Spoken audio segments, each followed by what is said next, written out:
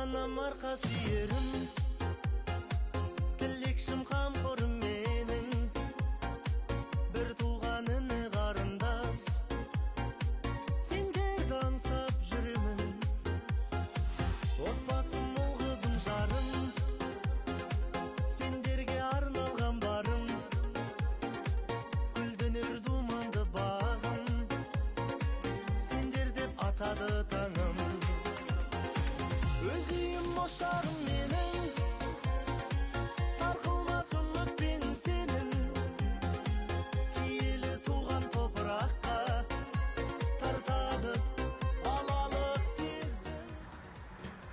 Құрметті қазақ елі, отбасы күні құтты болсын. Отбасыларыңыз ырыс-несібе бірлікте болыңыздар. Шаңырақтарыңыз шаттыққа толып, сәбидің үні үзілмесін. Әр отбасында ұлттық құндылықтарымызды дәріптейтін ұрпақтарымыз көсе берсін. Отан отбасынан басталатын, отанымыз өркендей берсін.